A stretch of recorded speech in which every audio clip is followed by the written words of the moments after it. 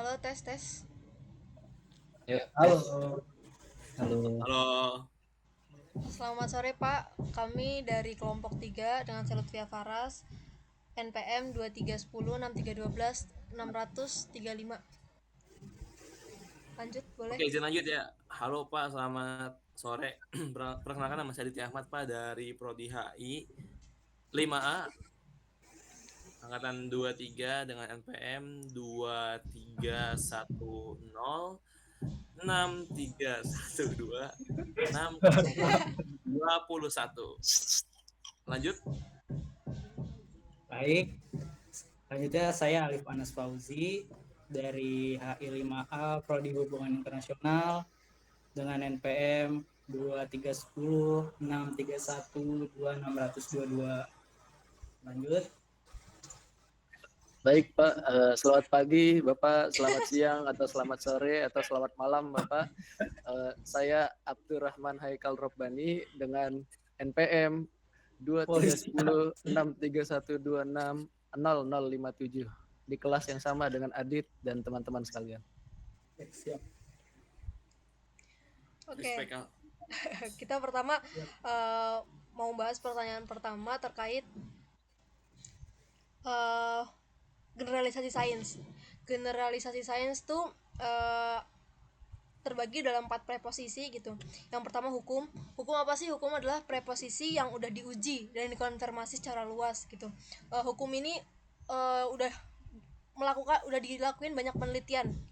Terus juga hukum ini bersifat universal. Oh, Nah, Gitu. apa sih Sifat contoh universal. salah satu contoh dalam hukum gitu?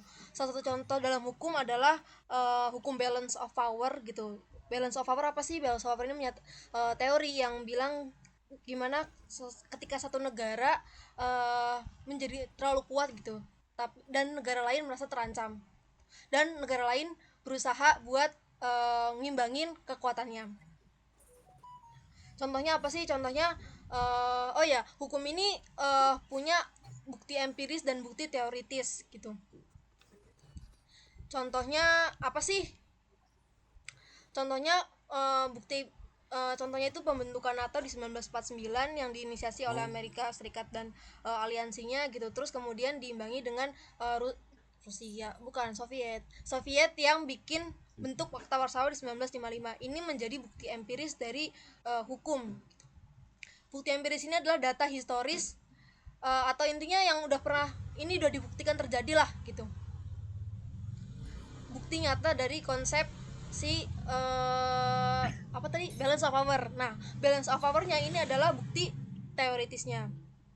Jadi balance of power ini jadi konsep di salah satu teori hubungan internasional, itu teori realisme, dimana di realisme ini berargumen bahwa kalau dunia internasional tuh sistemnya anarkis gitu, dan negara bertindak atau berperilaku tuh untuk menjamin kelangsungan hidupnya. Jadi tadi kayak AS yang merasa terancam sama NATO, merasa terancam sama Soviet, dia bikin NATO. Terus terus Soviet yang merasa terancam dengan NATO bentukannya AS, dia bikin Fakta Warsawa gitu. jujur baru tahu sih. Oh, Jujur, sangat insightful ya. Kan Cukup udah jelas tuh ya, panjang juga ya. hukum ada dukungan empiris sama dukungan teoritis. Boleh contoh yang kedua di generasi sains ada hipotesa. Nah, Siapa tuh yang megang hipotesa? Coba Gimana sih oh, hipotesa, jelasin? saya tahu. kamu pengen Haikal. tahu. Adit, kamu pengen tahu Adit. Jadi Iya, apa sih benar hipotesa sekali. itu? Proposisi atau dugaan sementara yang diajukan untuk diuji kebenarannya melalui eksperimen, observasi atau analisis data. Nah, hipotesa itu digunakan untuk memprediksi hubungan antara dua atau lebih variabel atau faktor yang saling terkait. Kemudian diuji dengan menggunakan metode penelitian yang sistematis. Nah, contoh yang saya dapat itu contohnya itu jika negara-negara berkembang meningkatkan kerjasama perdagangan regional, maka mereka akan mengalami peningkatan pertumbuhan ekonomi yang lebih cepat dibandingkan negara-negara yang tidak aktif dalam kerjasama perdagangan regional. Nah, jadi contoh atau Oh, Nah, iya gitu Adit. Nah, jadi contoh atau hipotesa ini mengusulkan bahwa adanya hubungan kausal antara tingkat kerjasama, perdagangan regional, dan pertumbuhan ekonomi di negara-negara berkembang. Negara-negara yang terlibat dalam kerjasama perdagangan di kawasan regional cenderung akan memiliki akses yang lebih baik ke pasar, lebih banyak investasi, serta dapat berbagi teknologi dan inovasi. Hal ini pada gilirannya diharapkan akan meningkatkan pertumbuhan ekonomi mereka lebih cepat dibandingkan negara-negara yang tidak memiliki kerjasama perdagangan regional yang aktif. Nah, mengapa sih ini di contoh tadi ini bisa disebut hipotesa? Sebagai dugaan atau prediksi yang ingin diuji, yaitu apakah kerjasama perdagangan regional memengaruhi pertumbuhan ekonomi negara-negara berkembang. Hipotesa ini mengajukan hubungan sebab akibat di mana peningkatan kerjasama perdagangan regional dianggap sebagai penyebab yang berpotensi meningkatkan pertumbuhan ekonomi. Nah, cukup sekian penjelasan mengenai hipotesanya. Udah paham gitu? Belum Adit? Dan teman-teman Paham sekalian. Haikal. Jadi itu tuh dugaan sementara yang perlu dibuktikan lagi kan ya. Bener Iya nggak? begitu Oh Adit. gitu. Ya, jujur sebelumnya belum tahu, sekarang udah tahu sih. Sekarang udah tahu ya. Jujur Mungkin bisa mencerahkan, Kang. mencerahkan ya Alip ya. Mungkin bisa Iya. dilanjutkan Oh, ke berarti penjelasan kalau ini. hipotesa ini dia nggak ada data empiris, nggak ada dukungan empiris ya, cuman ada teoritis doang. Iya betul Kak Faras. Oke. Insightful banget, Kal. Jujur baru tahu sih tadi sebenarnya, sebelumnya sih nggak tahu sebelumnya apa itu hipotesa. Iya, Kang. Terima kasih, Kal. Iya sama-sama teman-teman sekalian. Mungkin lanjut aja ya ke generalisasi empiris ya. Siapa nih yang megang nih? Aku yang pegang. Oh, Oh apa kamu sih? Alip. Apa sih itu, Lip? Iya, aku. Apa sih Empiris itu? Generasi empiris tuh. Jadi generasi empiris itu kita mulai dari definisinya dulu ya. Oke. Jadi Siap. generasi empiris itu adalah pernyataan umum yang dibuat berdasarkan pengamatan atau observasi, pengalaman, atau data nyata yang berulang, bukan hanya asumsi atau teori. Jadi intinya tuh kita melihat suatu pola yang sering muncul dari suatu peristiwa, lalu kita simpulkan jadi sebuah pernyataan umum. Nah, ada juga ciri-ciri dari generalisasi empiris ini. Yang pertama itu berdasarkan fakta atau realita. Jadi generalisasi empiris ini muncul dari data penelitian, statistik, atau juga pengalaman berulang. Terus dia juga itu tidak mutlak berlaku karena bisa ada pengecualian walaupun mayoritas kasus menunjukkan pola yang sama. Terus ciri yang ketiga tuh lebih dekat ke apa yang terjadi daripada apa yang seharusnya terjadi.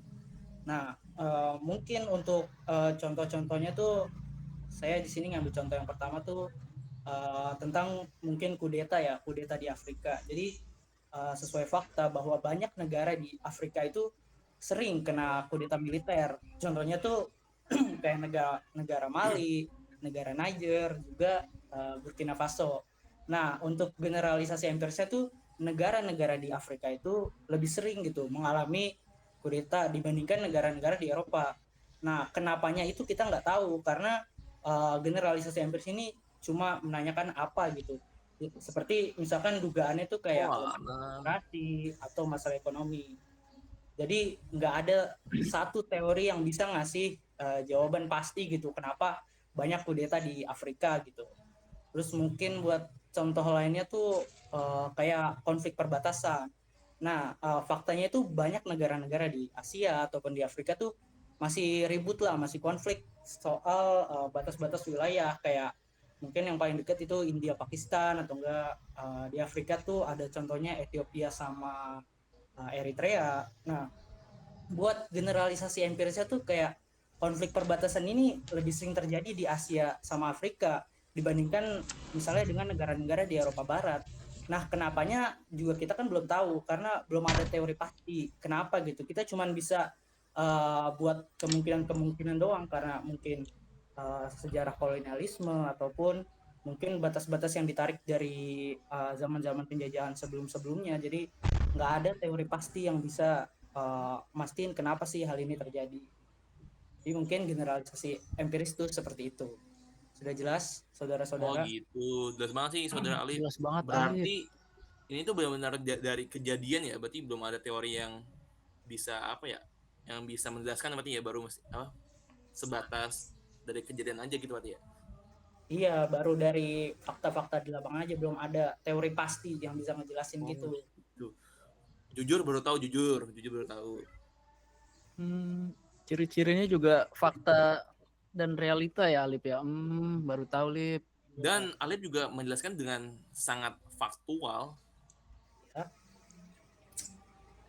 Noted. Boleh nanya sebentar nggak? Boleh. Boleh, Alip. Haikal, kok ruangannya gelap sih? Iya, Cok, gelap, Cok. Lanjut. Udah malam kagak nyalain lampu. Izin nyalain lampu dulu ya, rumah udah matiin. malam ya, Kal? Berarti Iya, Haikal udah nih. malam ini. Beda. Aduh, di sini masih sore. Iya, situ belum masih malam sore ini. ya. Mau Kebetulan heran sini tapi malam. Haikal di Depok ya. Iya, Depok kan kebetulan beda ini ya, beda pulau ya. Benar. Oh, Izin ya, nyalain lampu dulu nih, matiin. siap. Sambil gue notulen yang tadi dulu, bentar. Oke, Kak.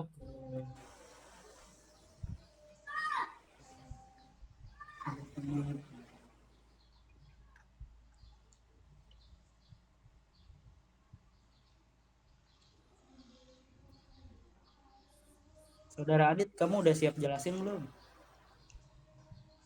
Saya udah siap banget nih, cuma harus menunggu Haikal dulu biar kita full team. Aman nggak, Saya Pak? Ah, kebetulan Saya sudah udah pagi nggak nih sekarang sabar, nih. Kak. Sudah pagi. Oh, sudah pagi. Sekarang Selamat udah pagi, pagi. Haikal. Iya, udah pagi. Oh, waktunya gitu ya, cepet Di banget sini. itu. Kita Haila. Buat banget. Ini namanya juga Depok. Itu kayak cheat Minecraft ya? Apa gimana? Kayak Minecraft ya? Iya, Kayak bener ini cheat Iya, Minecraft. cheat Minecraft. Jadi bisa langsung diubah gitu waktunya. Namanya juga Depok kan, ada cheat-cheatnya lah, kode-kodenya khusus orang Depok. Khusus orang Mungkin Depok. bisa dilanjut nih, Adit. Oke, maksudnya Iya, aku udah teman-teman. nggak sabar, Kak Tadi Adit. kan kok kalian kan jelasin masalah, ada yang proposisi hukum, ada juga yang hipotesa, ada juga yang apa namanya, generalisasi empiris kan. Nah, dari kalian kan ada dasarnya ya, kayak dasar teoritisnya, entah itu teoritis ataupun empiris kan. Kayak hukum tadi dia ada teoritisnya juga empirisnya, ada hipotesa yang cuma teoritis, dan juga ada generalisasi empiris yang cuma empiris aja. Nah, kalau saya nih kebagian nih sebuah hal yang sebenarnya rumit karena kita tuh nggak ada dasar teoritis maupun dasar empirisnya. Ini tentang dugaan, imajinasi, dan juga fantasi. Nah, dalam penulisan ilmiah, terutama dalam metode PENHI atau metode penelitian hubungan internasional, itu hanya sekedar pemikiran spekulatif ataupun imajinatif tentang fenomena internasional yang belum terbukti, tetapi bisa menjadi inspirasi buat penelitian baru. Jadi cocok banget buat kalian-kalian nih yang tiba-tiba mikir imajinasi yang sebenarnya mungkin nggak bisa diwujudkan, cuma bisa aja jadi inspirasi buat penelitian terbarukan gitu. Nah, kalau di sini saya bakal ngambil contoh, yaitu saya sih mikir ya tadi ya, gimana kalau ASEAN tuh bisa aja berubah menjadi federasi tunggal gitu, kayak Uni Eropa di masa depan. Sebenarnya kan agak-agak utopis kan ya. Nah, gagasan ini tuh muncul dari bayangan integrasi regional yang lebih dalam di Asia Tenggara nih. Pemikiran aja ya. Jika ASEAN itu berubah menjadi sebuah integrasi regional, maka negara-negara anggota ASEAN kayak Indonesia, Malaysia, Bekasi bukan, Brunei gitu kan, Myanmar, Vietnam, itu perlu untuk melepaskan sebagian besar kedaulatannya kepada satu otoritas pusat ini, yaitu ASEAN. Mirip sama Uni Eropa di Eropa Barat sana gitu. Mereka tuh punya, atau nanti kita bakal punya parlemen sendiri, mata uang tunggal yang berlaku di seluruh negara ASEAN, dan juga kebijakan luar negeri bersama gitu. Namun emang kalau melihat realitas politik ASEAN saat ini, itu kan sangat beda jauh kan. Adanya prinsip non intervensi dalam dan juga ASEAN Way itu kan menekankan kedaulatan masing-masing negara, di mana negara-negara luar, negara-negara ASEAN itu nggak bisa mencampuri urusan domestik negara-negara anggotanya, sehingga ide federasi itu masih kerasa utopis nih buat saat ini, buat dilaksanakan ataupun buat diriin gitu. Nah, meski begitu kayaknya imajinasi itu tetap menarik ya. Bayangin deh, kita bayangin nanti bakal ada presiden ASEAN kan. Misal Kafar gitu kan, Kafar sekarang udah jadi presiden FPCI, nanti bakal jadi presiden ASEAN kan, keren juga kan, keren banget gitu.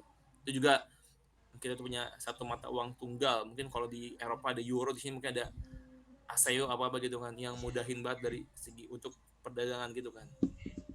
Itu juga apalagi ada namanya paspor ASEAN yang bisa bikin kita tuh dengan leluasa pergi ke negara-negara anggota ASEAN, meskipun sekarang emang udah ada bebas paspor, bebas visa bahasanya gitu kan. Tapi kalau misalnya emang kita jadi integrasi, kita bakal ada di satu paspor yang sama. Yang pastinya saya yakin sih kuat sih, karena kayak Malaysia, Singapura aja mereka tuh satu negara udah kuat banget gitu.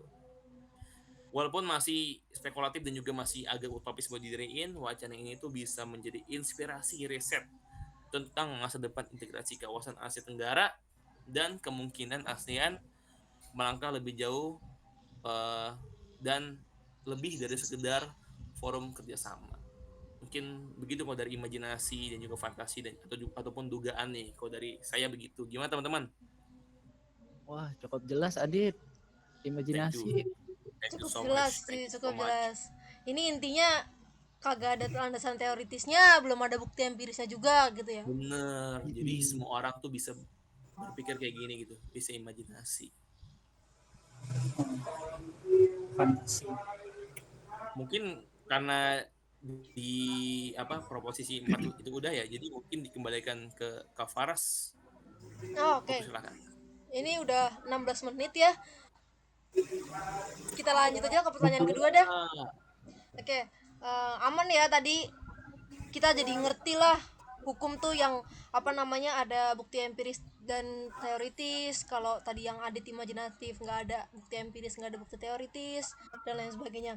Ini kita lanjut ke pertanyaan kedua. Ini cuman berikan masing-masing contoh tentang generalisasi kausal dan generalisasi non kausal.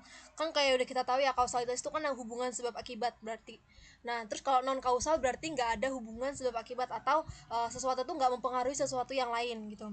Kalau dari gue sih contoh kausalitas itu ada peningkatan arus imigrasi pada tahun 2014 sampai 2016 ke Eropa pasca konflik atau perang sipil di Timur Tengah gitu kan. Jadi karena adanya konflik di Timur Tengah gitu, itu mengakibatkan peningkatan arus migrasi ke Eropa. Berarti peningkatan arus migrasi itu dipengaruhi oleh adanya konflik atau perang sipil di Timur Tengah. Itu hubungan yang generalisasi kausal yang ada sebab akibatnya.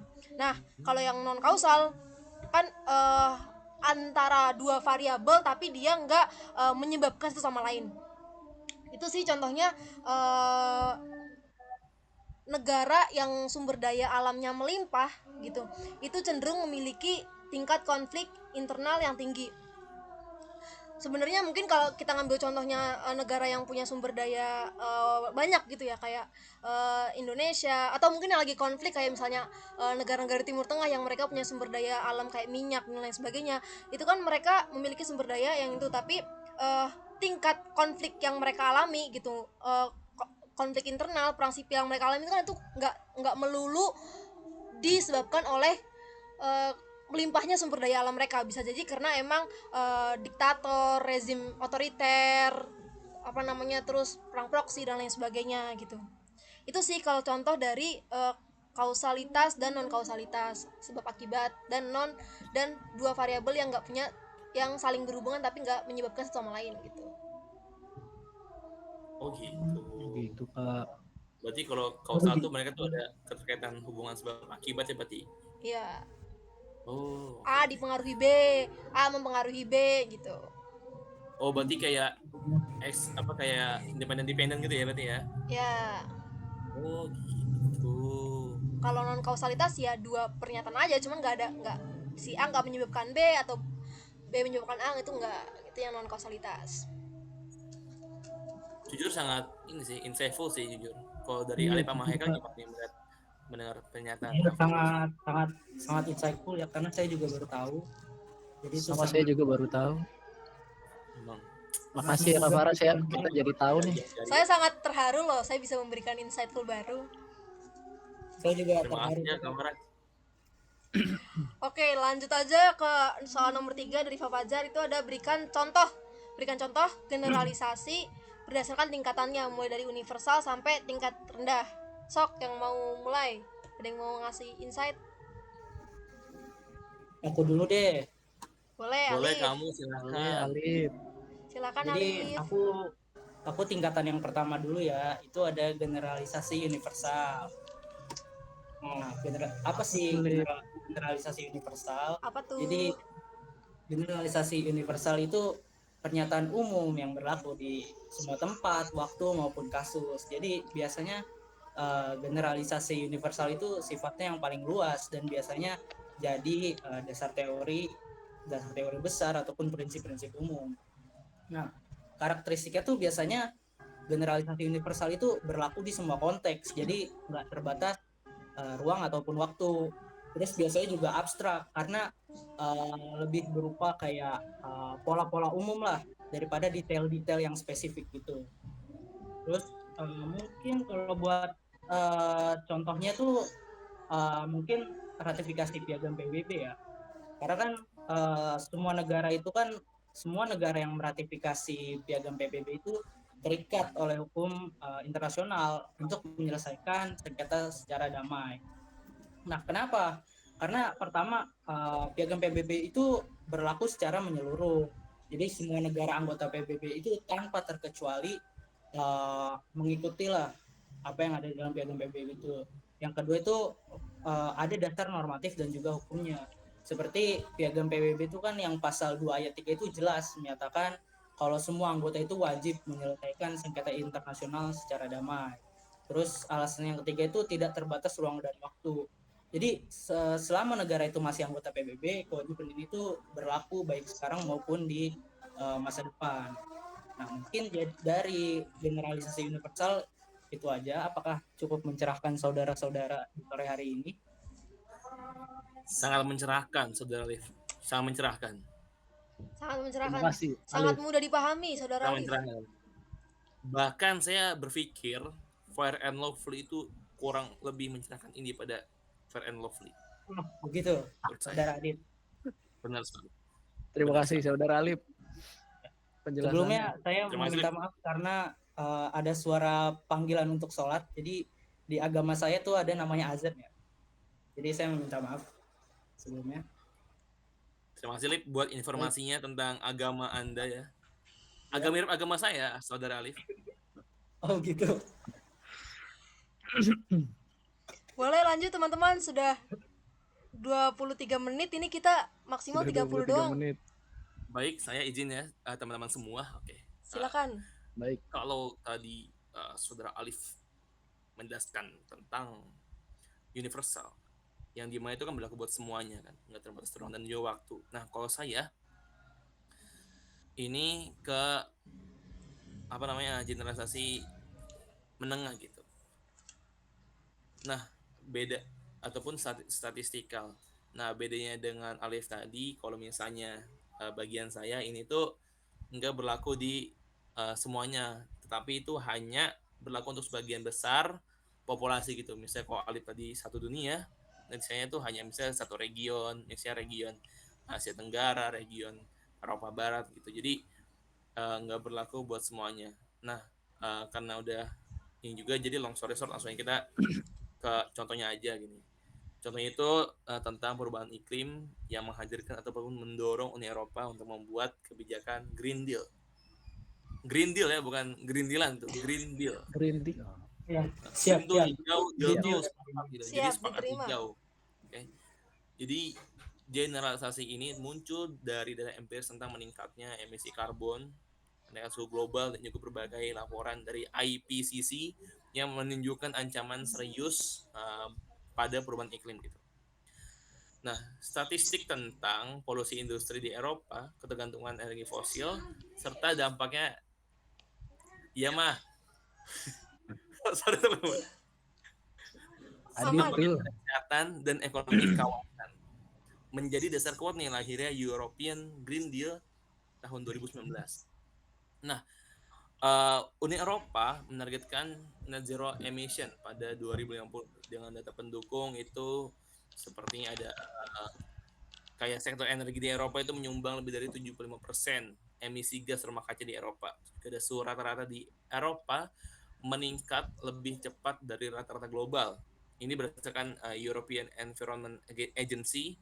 Terus juga biaya kerugian ekonomi di Eropa tuh akibat cuaca ekstrim karena perubahan iklim ini itu mencapai ratusan miliar euro per dekade. Jadi kenapa generalisasi ini juga disebut generalisasi statistik karena dia itu juga menghadirkan data-data statistik dan juga empiris gitu dalam menjelaskan sebuah fenomena internasional. Mungkin dari saya segitu. Apakah teman-teman dapat dipahami teman-teman? Wah, jadi nggak Cukup seluruh jelas dunia Adi. ya, cuman di sebagian tempat doang gitu berlakunya. Jujur benar jujur gitu. Oh, misal kayak di ASEAN ada prinsip non intervensi, ya udah berlakunya di ASEAN doang, yang lain enggak gitu. Tepat tepat mewah mewah mewah. Jujur gitu bang. Sangat Paham. saking sangat dipahami, saya langsung paham. Langsung paham. Langsung paham. Benar. Terima kasih Saudara Adit. Oh Terima iya kasih nggak paham saudara kita Adi. cuma Terima polisi. kasih Saudara Adi. Ya, 26 menit. Ayo Saudara Haikal. Oh ya, Silakan. langsung saya saja mungkin ya, karena sudah maghrib juga. Jadi Ya. bagian saya itu generalisasi tingkatan rendah. Nah, generalisasi ini yang berlaku dalam konteks atau situasi yang sangat terbatas, baik dari segi waktu, tempat, kelompok tertentu, atau peristiwa spesifik. Berbeda dengan generalisasi tingkat tinggi atau universal yang berlaku lebih luas. Generalisasi tingkat rendah hanya menggambarkan pola yang berlaku pada kelompok atau konteks tertentu dengan cakupan waktu atau ruang yang terbatas. Nah, jadi contoh yang saya ambil itu adalah selama periode 1998 hingga 2003, hubungan bilateral antara Indonesia dan Australia mengalami ketegangan yang signifikan akibat isu Timor Timur. Nah, jadi kenapa saya mengambil contoh ini? Nah, dari contoh ini tuh hanya berlaku untuk periode 1998 hingga 2003, yang berarti pernyataan ini tidak berlaku untuk tahun-tahun lain sebelum atau setelah periode tersebut. Hubungan bilateral antara Indonesia dan Australia selama tahun-tahun tersebut dipengaruhi oleh faktor-faktor tertentu yang terkait dengan isu Timor Timur. Nah, lanjut ada alasan lagi kenapa saya mengambil contoh ini. Ini hanya berlaku untuk Indonesia dan Australia sebagai dua negara tertentu. Tidak berlaku negara-negara lain atau hubungan antara negara-negara lain. Juga seperti yang saya jelaskan tadi, bahwa generalisasi tingkat rendah ini situasinya sangat terbatas. Ada juga peristiwa spesifik. Peristiwa isu Timor Timur yang menjadi topik sensitif dalam hubungan internasional pada saat itu. Isu ini melibatkan peran Australia dalam memberikan dukungan kepada kemerdekaan Timor Timur. Sementara Indonesia sebagai negara yang memiliki Timor Timur sebagai bagian dari wilayahnya menentang dukungan internasional terhadap kemerdekaan Timor Timur. Nah, mungkin cukup penjelasan dari saya mengenai generalisasi tingkat rendah ini. Noted, udah dinotul. Mantap penjelasannya. Mantap jujur. Keren Haikal. Terima kasih semuanya. Tercerahkan ya. Ya, sangat tercerahkan. Tercerahkan. Ini wah 30 menitnya sangat berharga ya. Banyak mendapatkan insightful dari teman-teman juga semua. Terima kasih semua. Berhubung udah maghrib juga Pak, dan ini juga udah 28 menit 29 menit Pak. Belum. Ya, itu kami pamit undur diri Pak. GWS Pak, get well soon. Get well soon Pak. Get well soon Kita Pak. langsung Sembuh, Pak. Bapak.